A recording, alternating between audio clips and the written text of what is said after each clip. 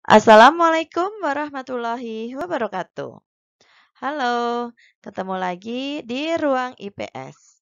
Pagi ini, tema yang akan kita bahas asal-usul nenek moyang bangsa Indonesia. Adapun tujuan pembelajarannya, siswa mampu mendeskripsikan teori asal-usul nenek moyang bangsa Indonesia. Kita lanjut dengan semangat pagi.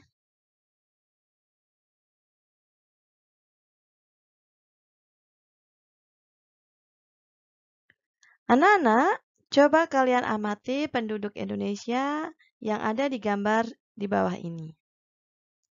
Mengapa ya? Dari gambar bisa kita lihat ada banyak keragaman fisik dalam warna kulit, roman muka, dan bentuk rambut. Mengapa ada keragaman dalam nilai budaya, tradisi, dan bahasa? Dari mana munculnya keragaman tersebut? Ya, betul. Salah satu cara mengungkap keragaman ini adalah dengan menelusuri asal-usul nenek moyang bangsa Indonesia.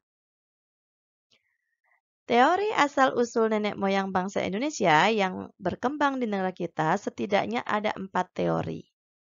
Yang pertama, teori Sarasin bersaudara, 2 teori Afrika, 3 teori Yunan, 4 teori Nusantara. Selanjutnya, keempat teori ini akan kita bahas satu persatu. Yang pertama, teori Sarasin bersaudara.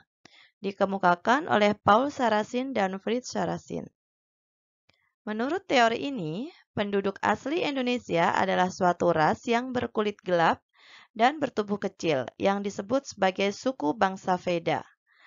Ras ini awalnya mendiami Asia bagian Tenggara. Bisa kalian lihat di dalam gambar. Orang Veda kemudian menyebar ke timur dan mendiami wilayah Papua, Sulawesi Selatan, Kai, Seram, Timur Barat, Flores Barat, dan terus sampai ke Kepulauan Melanesia. Pada zaman es atau periode glasial, Asia bagian Tenggara masih bersatu. Kepulauan Nusantara bagian barat tergabung dengan daratan Asia.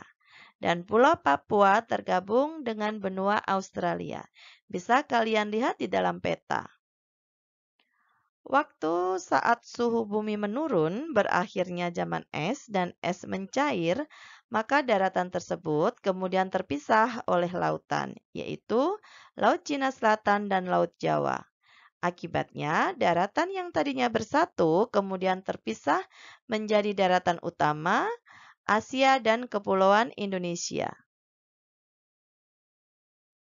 2. Teori Afrika. Menurut teori ini, nenek moyang bangsa Indonesia berasal dari Afrika. Kurang lebih sekitar tahun 55.000 sebelum Masehi, manusia bermigrasi ke arah Asia Tengah dan memasuki Asia Timur. Pada tahun 45 sebelum Masehi, manusia menyebar ke wilayah Rusia saat ini dan memasuki wilayah Eropa. Bisa kalian lihat di dalam peta proses penyebarannya. Kemudian, tahun 40.000 sebelum Masehi, manusia telah tersebar luas di Afrika, Eropa, Asia Tengah, Asia Tenggara, dan Australia. Namun, sebagian ahli meragukan dan tidak menerima dan bahkan menolak teori ini karena bukti-bukti pendukungnya sangat terbatas. Teori yang ketiga adalah teori Yunan. Ini teori yang paling populer. Menurut teori ini, nenek moyang bangsa Indonesia berasal dari Yunan, sebuah wilayah di Tiongkok bagian selatan. Bisa kalian lihat di dalam peta. Pendukung dari teori ini adalah Profesor Dr. Haken dan Robert Baron van Heinsgelder. Kern menyoroti adanya kesamaan bahasa. Menurut bahasa Melayu yang berkembang di Nusantara serumpun dengan bahasa yang ada di Kamboja. Hal ini menunjukkan bahwa penduduk Kamboja kemungkinan berasal dari dataran Yunan dengan menyusuri Sungai Mekong. Menurut Geldern, menyoroti adanya kemiripan artefak yaitu kapak tua yang terdapat di wilayah Nusantara, memiliki kemiripan dengan kapak tua yang ada di Asia Tengah. Hal ini membuktikan adanya migrasi penduduk dari Asia Tengah atau Yunan tepatnya ke wilayah Nusantara. Berdasarkan teori Yunan, orang-orang Yunan bermigrasi ke wilayah Nusantara itu dalam 3 gelombang. Yang pertama, kedatangan orang Negrito. 2, kedatangan Proto-Melayu. 3, kedatangan Jutro-Melayu. Kita bahas satu persatu. Pertama, kedatangan orang Negrito. Orang Negrito diyakinin sebagai penduduk paling awal Kepulauan Nusantara. Menurut para ahli, mereka mulai mendiami wilayah Nusantara sejak tahun 1000 sebelum Masehi. Pendapat ini didasarkan pada penemuan arkeologi di Guaca, Kelantan, Malaysia. Orang Negrito kemudian menurunkan orang Semang yang sekarang banyak terdapat di Malaysia.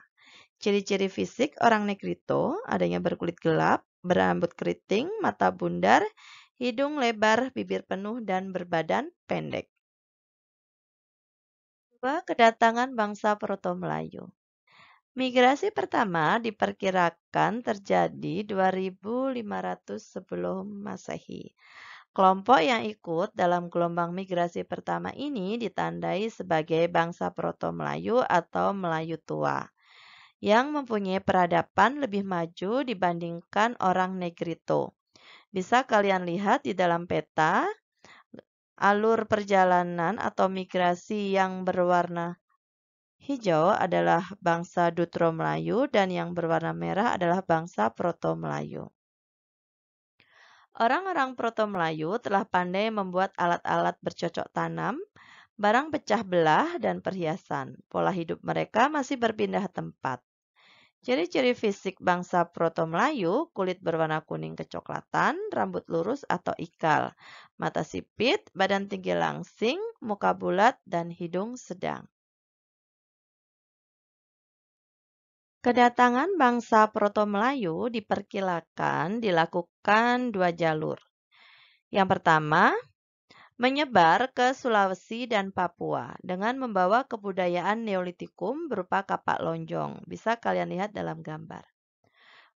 Keturunan Proto-Melayu saat ini antara lain masyarakat Toraja dan masyarakat Papua.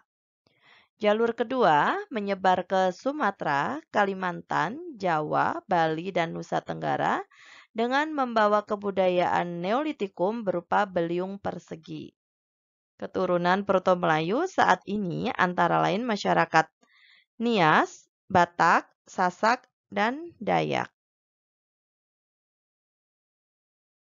3, kedatangan bangsa Dutro Melayu.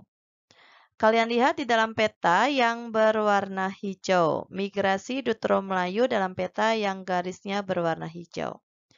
Sekitar tahun 1500 sebelum Masehi terjadi gelombang migrasi yang kedua, yaitu ras Melayu Austronesia dari Teluk Tonkin. Mereka disebut dengan bangsa Dutro Melayu atau Melayu Muda.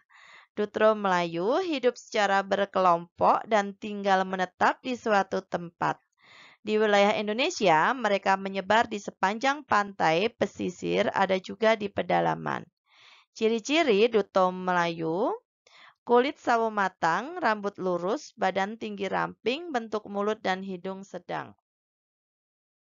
Keturunan Dutro Melayu atau Melayu Muda di Indonesia saat ini antara lain adalah masyarakat Jawa, Minang, dan Bugis. Bisa kalian lihat dalam gambar. Bangsa Dutro Melayu membawa kebudayaan perunggu yang dikenal dengan kebudayaan Dongson atau Teluk Tonkin.